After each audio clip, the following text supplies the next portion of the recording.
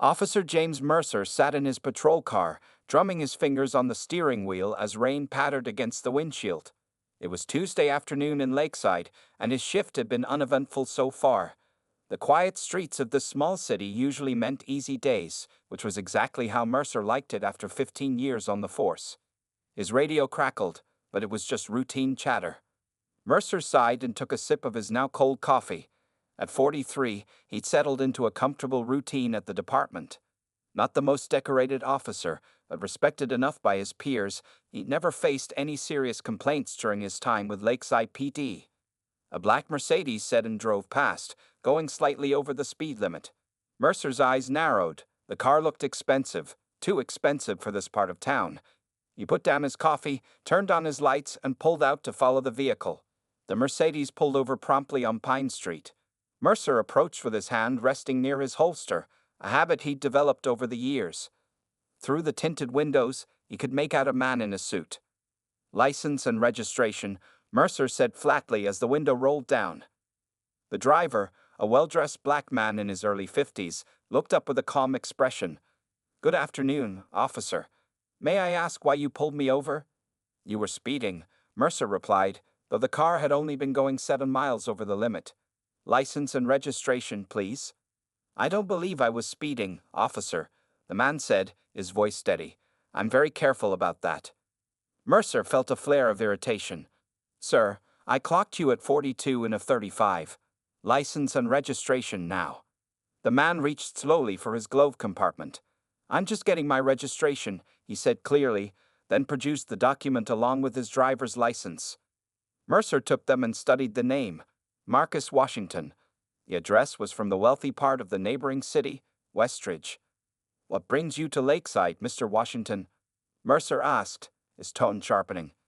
"I have business here," Washington replied simply. "Is that relevant to my alleged speeding?"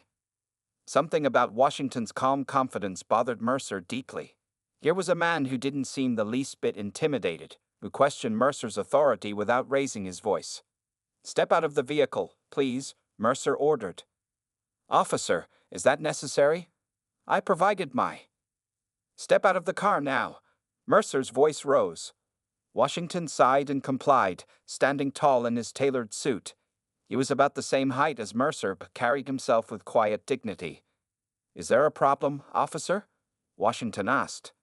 "Hands against the car," Mercer commanded. "On what grounds are you searching me?" Washington asked, not moving. Their standoff attracted attention. Across the street, a young woman had stopped walking and was watching the scene unfold. She slowly raised her phone. "You're being uncooperative," Mercer said, stepping closer to Washington. "That makes me suspicious." "I know my rights, officer," Washington replied. "I've done nothing wrong." Something snapped in Mercer, the stress of the week, his recent divorce papers, and now this man who wouldn't just comply. It was too much. Before he could think, Mercer's face twisted with anger, and he spat. The saliva landed on Washington's suit jacket. Washington looked down at his jacket, then back at Mercer, his eyes showing not fear or anger, but something worse, pity. "Officer Mercer," he said, reading the nameplate, "you've made a serious mistake today." Mercer froze, suddenly aware of what he'd done. The woman across the street was definitely recording now. 2 other pedestrians had stopped as well. "Here's your citation for speeding," Mercer said quickly, scribbling on his pad and handing the ticket to Washington. "You're free to go." Washington took the ticket without a word, got back into his car, and drove away. As Mercer walked back to his patrol car, his radio buzzed with a message from dispatch. All officers were required to attend a special announcement at headquarters tomorrow morning. Something about a new police chief. The Lakeside Police Department headquarters buzzed with activity the next morning. Officers gathered in the main conference room, speculating about the special announcement. Plastic chairs scraped against the linoleum floor as everyone found seats. Officer James Mercer slipped in just before the meeting started. He hadn't slept well. Images of yesterday's incident kept replaying in his mind. The man's calm demeanor, the spit landing on the expensive suit, the bystanders with their phones. Mercer chose a seat in the back row. "Heard anything about this meeting?" asked Officer Wilson, a young cop who often partnered with Mercer. "No idea," Mercer replied. Though he barely heard the question, he was checking social media on his phone, searching for any videos of yesterday's incident. So far, nothing had appeared online. Maybe he'd gotten lucky. Captain Roberts stepped to the front of the room, calling for silence. Behind him stood Mayor Davis and a few city council members. The room quieted quickly. "Good morning, everyone," Mayor Davis began, stepping forward. She was a small woman with a powerful voice. "As you know, Captain Roberts has been serving as acting chief since Chief Monroe's retirement last month. Today, I'm pleased to announce that after an extensive search, we've selected Lakeside's new police chief." Mercer relaxed slightly. This was just about the new boss. He'd been worried the meeting might somehow be about yesterday's incident. "Our new chief comes to us with impressive credentials," Mayor Davis continued. 25 years in law enforcement, advanced degrees in criminal justice and public administration, and a national reputation for community-oriented policing strategies. The door at the side of the conference room opened. Mercer, like everyone else, turned to look. His coffee cup slipped from his fingers and hit the floor with a splash. Walking confidently into the room was Marcus Washington, the same man Mercer had pulled over yesterday, the same man he had spat on. "I'd like to introduce Chief Marcus Washington," Mayor Davis announced proudly. The room erupted in applause while Mercer sat frozen in his chair. His face drained of color as Washington made his way to the front of the room. "Thank you, Mayor Davis," Washington said, his voice carrying easily through the room. It was the same steady voice from yesterday, but now it commanded the attention of every officer present. "I'm honored to join the Lakeside Police Department." Mercer couldn't breathe. His hands trembled slightly as Washington continued speaking about his vision for the department. "Policing is about trust," Washington said. "Trust between officers and trust between the police and the community we serve. Without that foundation, we cannot fulfill our duty to protect and serve." Washington's eyes scanned the room, meeting the gazes of his new officers. When his glance reached the back row, he paused briefly on Mercer. There was no obvious recognition in his expression, but Mercer felt exposed, as if Washington could see right through him. "I'll be meeting with each division over the coming days," Washington continued. "I want to understand the challenges you face and hear your ideas for improvement." After the meeting ended, officers lined up to introduce themselves to the new chief. Mercer hung back, trying to become invisible against the wall. His mind raced with questions. Had Washington recognized him? Had he already reported yesterday's incident? Was Mercer's career over? "Mercer, aren't you going to meet the chief?" Wilson called out. "I'll catch him later," Mercer mumbled. "Got patrol duty." As Mercer hurried toward the exit, Captain Roberts stepped into his path. "Mercer, Chief Washington specifically asked to see you in his office after the meeting." Mercer's stomach dropped. "Did he say why?" "No," Roberts replied, "but he seemed particularly interested in speaking with you. His office? 10 minutes. Walking to the bathroom, Mercer splashed cold water on his face. In the mirror, he barely recognized himself, pale, wide-eyed, frightened.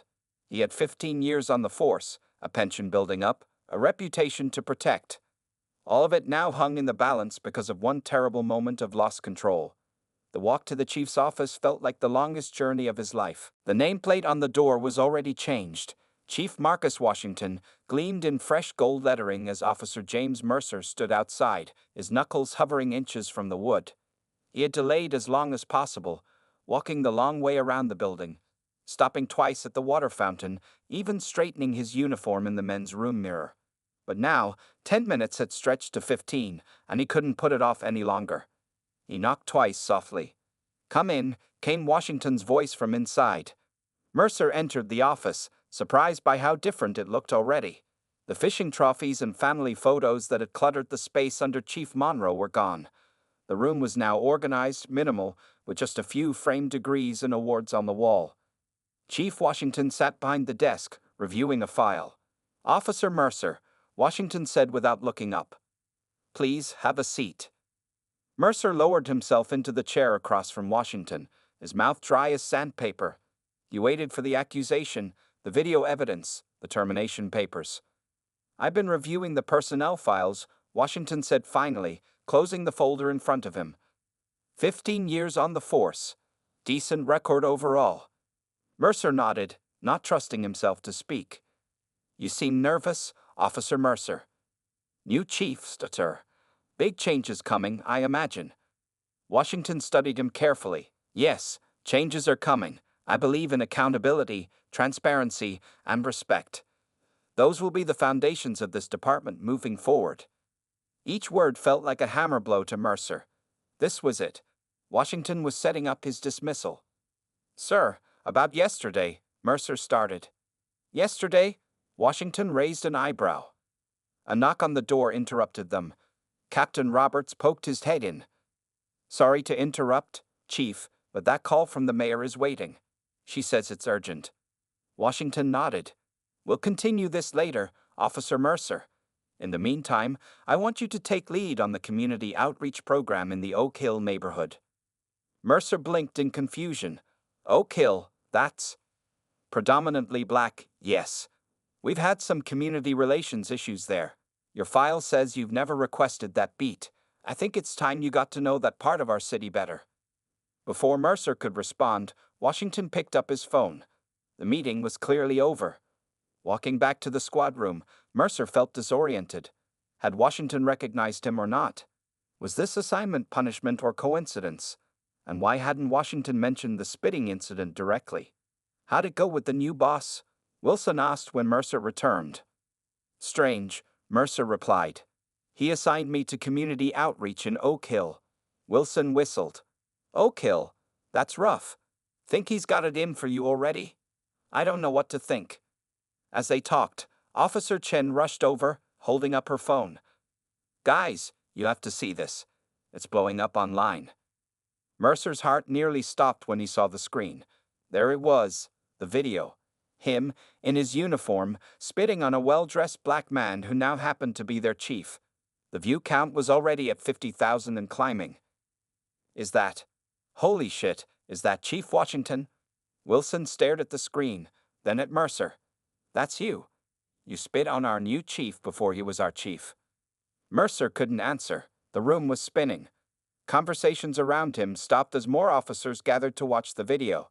Some stared at him with disgust, others with shock. Captain Roberts emerged from the hallway, his face grim. Mercer, my office now. As Mercer followed Roberts, he passed the break room where the department's TV was tuned to the local news. The headline scrolling across the bottom read, Video shows Lakeside officer spitting on new police chief during traffic stop. In the captain's office, Roberts didn't even wait for Mercer to sit down. Tell me this isn't you in this video. It's me, Mercer admitted, his voice barely audible. Do you have any idea what you've done? To yourself? To this department? The media is all over this. The mayor's office is getting calls.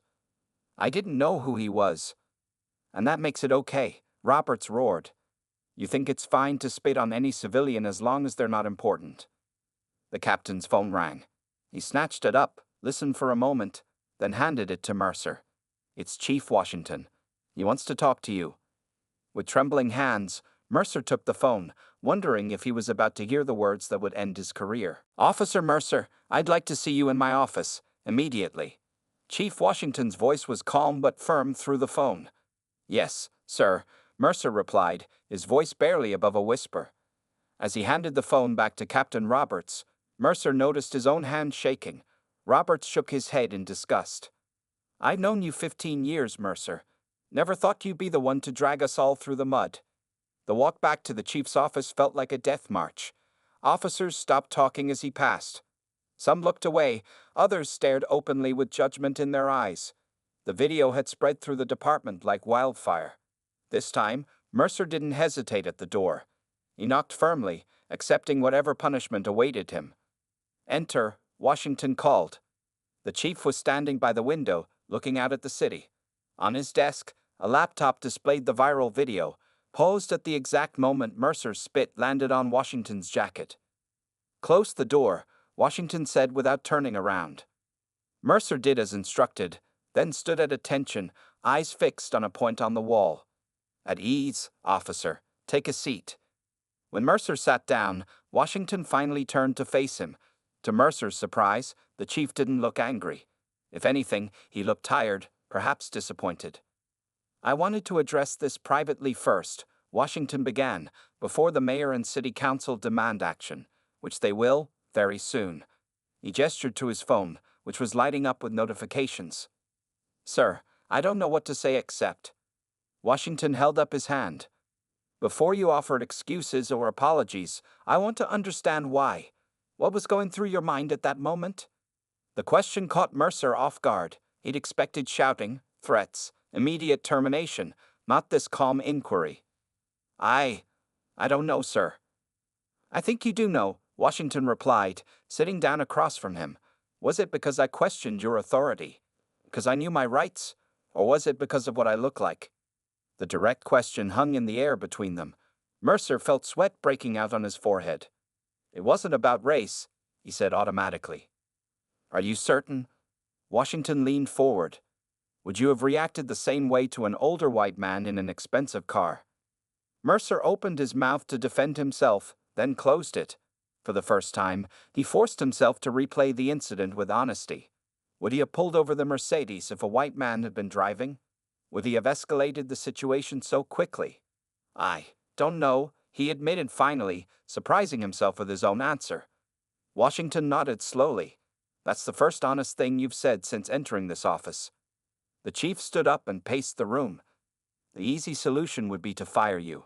The video is clear evidence of misconduct. You violated department policy, citizen rights, and basic human decency. Mercer braced himself for the inevitable. But firing you solves nothing, Washington continued. It just removes one officer while leaving the underlying problems intact. The department culture that made you think this behavior might be acceptable, that needs to change. Confusion replaced fear on Mercer's face. Sir, I've reviewed your file more thoroughly. 15 years of service. No major complaints before this, though several minor ones from minority neighborhoods. Decorated twice for bravery. You're not the worst officer I've encountered, but yesterday you were far from the best. Washington sat on the edge of his desk. Here's what's going to happen. You're suspended, effective immediately, without pay, for 30 days. During that time, you'll complete an intensive bias training program. Mercer blinked in surprise. You're not firing me. Not yet, but your return comes with conditions. Upon completing the training, you'll be assigned to community service in Oak Hill. You'll work directly with community leaders there, under their guidance, not as an authority figure. You'll wear your uniform, but surrender your weapon and badge during this period. Washington leaned closer. This isn't mercy, Officer Mercer. This is a chance, possibly your only one, to understand the damage caused by the kind of policing you demonstrated yesterday. If you can't learn from this, you have no place in my department. The office door suddenly opened, and Mayor Davis burst in with 2 city council members. Chief Washington, we need to discuss this situation immediately, she said, then noticed Mercer. What is he doing here? Washington stood up straight. Mayor Davis, Officer Mercer, and I were just discussing his path to redemption. If you'll give us a few more minutes, I'll be happy to brief you on my decision afterward. The confrontation Mercer had feared wasn't over. In many ways, it was just beginning. Mayor Davis stared at Chief Washington with disbelief. Her carefully styled gray hair seemed to bristle with energy as she processed his words. Path to redemption? She repeated, her voice rising. Chief Washington, this officer has humiliated our entire department. The video has gone national. We're getting calls from civil rights organizations, the press, even the governor's office. Councilman Bennett, a tall man with a perpetual frown, stepped forward. We need to make a statement that this behavior won't be tolerated. Officer Mercer needs to be terminated, effective immediately. Mercer sat frozen in his chair, feeling like he was watching his career and life unravel from outside his body. Just 3 days ago, everything had been normal. Now he was the center of a scandal that threatened to define him forever. Chief Washington remained calm. I understand your concerns, but as chief, personnel decisions fall under my authority. I've outlined a plan for Officer Mercer that I believe serves justice better than simply firing him. The public wants accountability. Councilwoman Torres argued. How does keeping him employed show that? True accountability isn't just punishment, Washington replied. It's transformation, Officer Mercer spitting on me wasn't just about one man's actions. It represents the systemic issues within this department that firing him won't fix. Mayor Davis crossed her arms. The city can't afford a lawsuit, Chief, and that's exactly what we'll face if we keep him. Actually, Washington said, reaching for a folder on his desk, I've already spoken with our legal team. Officer Mercer's suspension without pay, followed by a probationary period and community service under strict supervision, meets all legal requirements for disciplinary action. The room fell silent as Washington handed the folder to Mayor Davis. She flipped through it quickly, her expression shifting from anger to reluctant consideration. You thought this through, she admitted. I have. Washington turned to Mercer. Officer Mercer, while these officials are here, I want your decision. You have two options: resignation today or acceptance of the terms I've outlined: suspension, training, community service, and probation. Which do you choose? All eyes turned to Mercer. His mouth felt dry. Resignation would mean walking away, starting over somewhere else, possibly in a new career. The alternative meant facing the community he had disrespected, working under the man he had spat on, and confronting parts of himself he'd rather ignore. I need to know by the end of this meeting, Washington added. Once you leave this office, your choice is final. Mercer looked at the faces around him, the angry mayor, the skeptical council members, and Chief Washington, whose expression remained unreadable. What would happen if he chose the harder path? Would the community even accept his presence? Would his fellow officers respect him anymore? Could he face the daily reminder of his worst moment? Why are you giving me this chance? Mercer asked Washington suddenly. Anyone else would have fired me on the spot. Washington's expression softened slightly.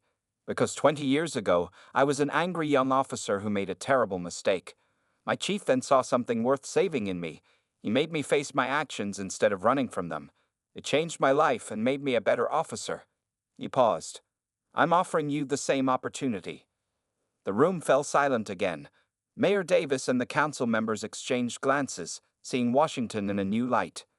Mercer took a deep breath. The easy choice would be resignation, escape the humiliation, the hard work, the daily reminder of his failure. But the easy choice wasn't always the right one.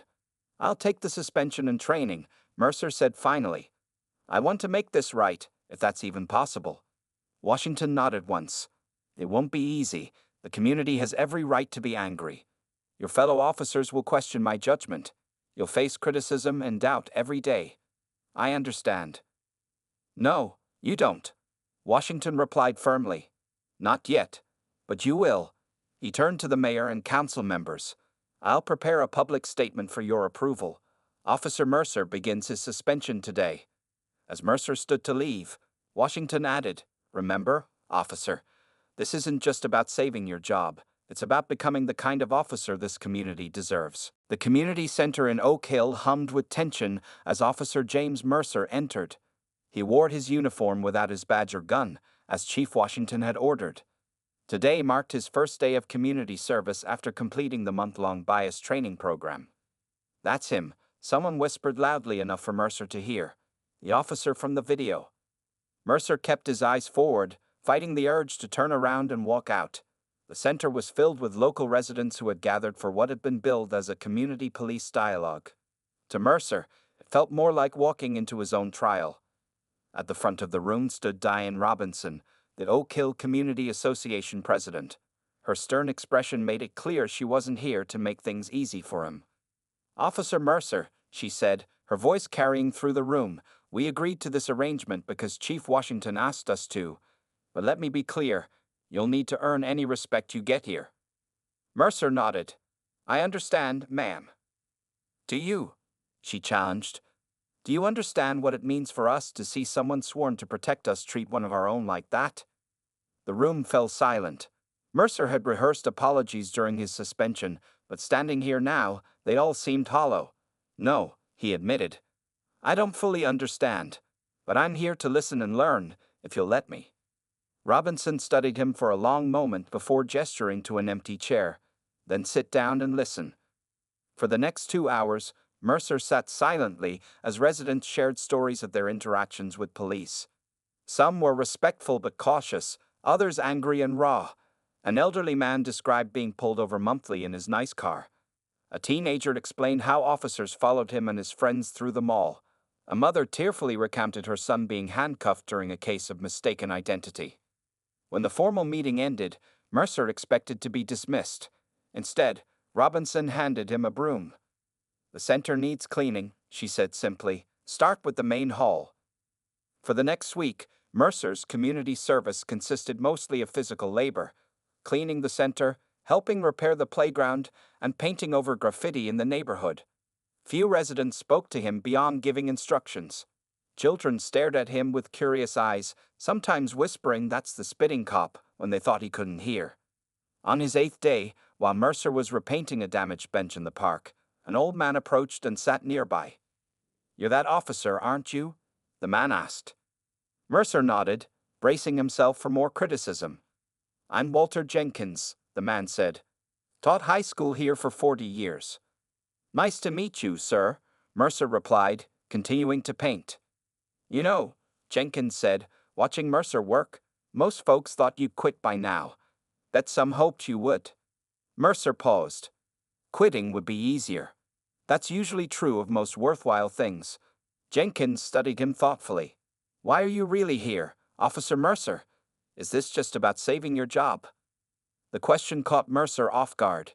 In the training sessions, he'd learned to give the right answers, to say what was expected. But something about Jenkins' direct gaze demanded honesty. At first, yes, Mercer admitted. But now, "I'm not sure. The things I've heard this past week, they've made me think about things differently." Jenkins nodded slowly. Thinking differently is a start, but it's what you do with those thoughts that matters. He stood up and pointed to a small basketball court where several teenagers were playing. "Those boys could use a referee for their game. They've been arguing about calls all afternoon. Might be more useful than another coat of paint on that bench." As Jenkins walked away, Mercer looked at the basketball court, then down at his paint-stained hands. Taking a deep breath, he set down his brush and walked toward the teenagers, unsure of his welcome, but knowing this journey required more than just physical labor. It required connection. 3 months into his community service, Officer Mercer walked through Oak Hill with a different stride. Gone was the stiff-backed patrol officer who saw threats around every corner. Now, he nodded to residents who recognized him, sometimes even receiving cautious nods in return. "Morning, Mrs. Wilson," he called to an elderly woman sweeping her porch.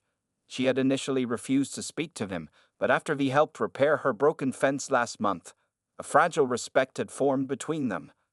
"Officer Mercer," she acknowledged with a small wave. Today marked an important milestone. Chief Washington was visiting Oak Hill to review Mercer's progress and speak with community members about their experiences with him. Mercer's future on the force hung in the balance.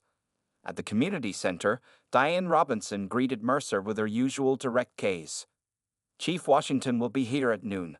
The committee has prepared their assessment of your work." "Thank you," Mercer replied, his stomach tightening. "May I ask what you've decided to tell him?" Robinson's expression remained neutral. "You'll hear it when he does." The hours dragged by as Mercer helped set up chairs for the meeting. His mind raced with questions. Had these months made any difference? Had he changed enough? Did it even matter? At precisely noon, Chief Washington arrived. He looked sharp in his formal uniform, every inch the commanding officer. Yet he greeted each community member with genuine warmth, remembering names and asking personal questions that showed he'd been paying attention to the neighborhood's concerns. When he reached Mercer, Washington extended his hand. "Officer Mercer." "Chief," Mercer replied, shaking his hand firmly. It was the first time they had seen each other since the day of his suspension. "Let's see what the people have to say," Washington said, gesturing toward the meeting room. Inside, about 30 residents had gathered. Mercer recognized most of them now, the teenagers from the basketball court, Walter Jenkins, Mrs. Wilson, and many others he worked with over the past months. Diane Robinson called the meeting to order. "Chief Washington, we've observed Officer Mercer's work in our community for the past 3 months. Today, we'll share our assessment." Several community members spoke, describing specific interactions with Mercer. Walter Jenkins mentioned how Mercer had started a weekly basketball game with local youth. A young mother explained how he had helped her file a police report after being hesitant to approach the department. Others noted his physical work improving the neighborhood. Not all reports were positive. Some residents remained skeptical, questioning if his changed behavior would last once his punishment ended. Finally, Robinson addressed the room. Officer Mercer came to us as a symbol of what's wrong with policing. Many of us wanted nothing to do with him. She looked directly at Mercer. I didn't believe people could change so fundamentally. I was prepared to recommend against your return to active duty. Mercer felt his hopes sinking. But Robinson continued. I've watched you listen when you could have argued. I've seen you work without complaint. Most importantly, I've witnessed you begin to understand what it means to serve a community rather than just police it. She turned to Chief Washington. We believe Officer Mercer has earned a second chance. Not because he's completed some program, but because he's demonstrated a genuine commitment to change. Washington nodded thoughtfully. And Officer Mercer, what have you learned during this time? Mercer stood slowly, looking around at the faces that had become familiar to him. 3 months ago, they had been strangers he viewed with suspicion. Now, he knew their names, their stories, their struggles. I've learned that being a good police officer isn't about authority, he said quietly. It's about service. It's about seeing people as people, not as potential threats or problems. He looked directly at Washington. I've learned that I have biases I didn't recognize, and that those biases hurt people whether I intended them to or not. As Mercer sat down, he realized something had shifted within him. Whatever Washington decided about his future on the force, Mercer himself had changed in ways that couldn't be undone. And for the first time in his career, that change felt right. 1 year had passed since the infamous video went viral. The Lakeside Police Department's main conference room was packed with officers, city officials, and community members from across the city. At the front of the room, Chief Marcus Washington stood beside Mayor Davis, both looking pleased as they waited for the crowd to settle. Thank you all for coming today, Washington began. 1 year ago, I took command of this department during a difficult time. Today, I'm proud to announce that Lakeside's community satisfaction ratings have improved by 30%. Crime rates have decreased in all neighborhoods, and officer complaints are down by half. Applause filled the room. Seated in the middle row, Officer James Mercer clapped along with the others. After completing his community service and probation, he had returned to active duty 6 months ago, but in a role no one had expected. Much of this progress, Washington continued, can be credited to our new Community Relations Division, headed by Officer James Mercer. More applause followed, though some was noticeably hesitant. Not everyone had embraced Mercer's return or his promotion to lead the new division. Some officers still kept their distance, while others had come to respect the changes they'd seen in him. When the applause died down, Washington gestured to Mercer. Officer Mercer, would you share some thoughts on the program's first 6 months? Mercer walked to the front of the room, feeling the weight of every gaze. The journey from that traffic stop to this moment had been the most difficult of his life. There had been days when quitting seemed like the only option, when the shame and judgment felt too heavy to bear, but somehow he had persisted.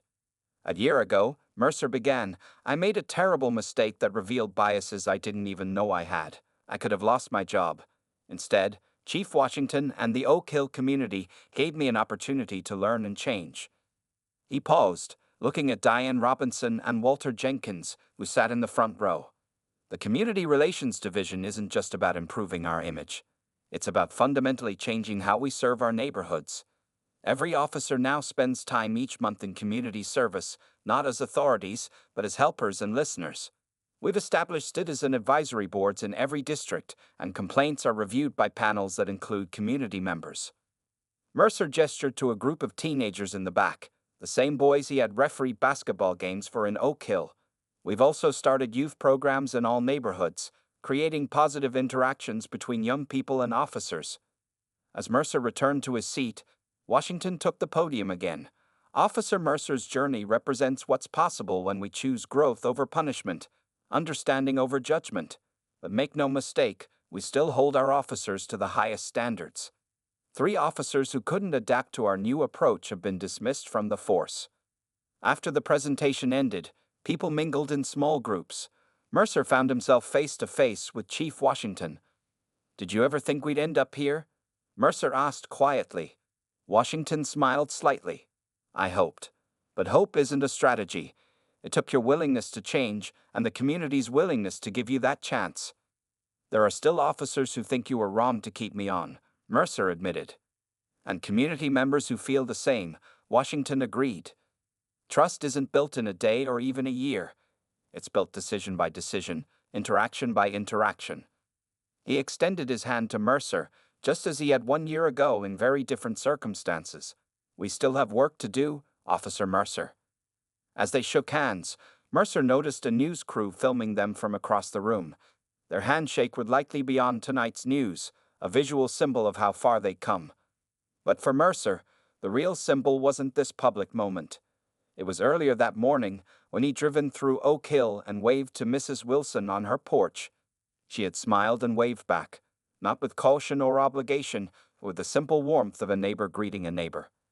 That, more than anything, told him how much had truly changed.